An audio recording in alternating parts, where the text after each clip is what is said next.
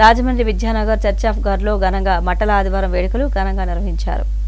Rajahmundry church of గాడ్లో ఘనంగా మట్టల ఆదివారం వేడుకలు జరిగాయి. ఈ రోజు మట్టల ఆదివారం సందర్భంగా స్థానిక విద్యానగర్ చర్చ్ ఆఫ్ గాడ్లో ఘనంగా దేవునికి స్తుతి ఆరాధన కార్యక్రమాలు నిర్వహించారు. ఈ సందర్భంగా చర్చ్ ఆఫ్ గాడ్ గౌరవ డైరెక్టర్ గుమ్మడి శామ్యూల్ మోజెస్ మట్టల ఆదివారం సందేశాన్ని అందించారు. ఆదిమానవులైన ఆదాము అవ్వాల నుండి మానవులకు తరతరాలుగా పాపము సంక్రమించిందని, మానవుల పాప ప్రాయచిత్తం మనకు పాప క్షమాపణకు పరిశుద్ధుని రక్తం చిందింపబడాలని అన్నారు. దీనిని సాధించడానికి ప్రభువైన యేసుక్రీస్తు శిలువపై బలియాగమై రక్తము చిందించాడని అన్నారు.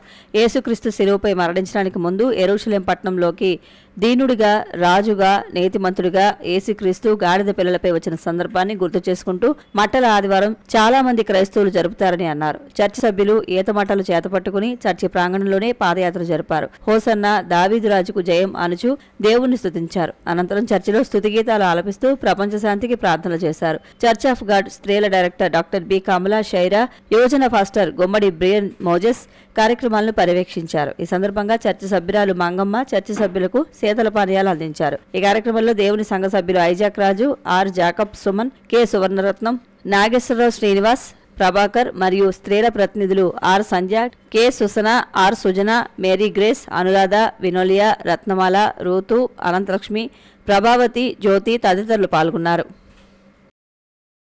ఆయన సిలువ మ్రాను మీద, ఆ యొక్క యెరూషలేములో కల్వరిగిరి మీద సిలువ మ్రాను మీద మానవుల పాప ప్రాయశ్చిత్తము ఆయన అనుభవించాడు. యేసు చిందించినటువంటి రక్తాన్ని నా కొరకు ఆయన సిలువ మీద మరణించాడు అనేటువంటి విశ్వాసాన్ని ఎవరైతే కలిగి ఉంటారో వారికి పరలోక రాజ్యంలో స్థానం ఇస్తానని యేసు ప్రభువు చెప్పి ఉన్నాడు.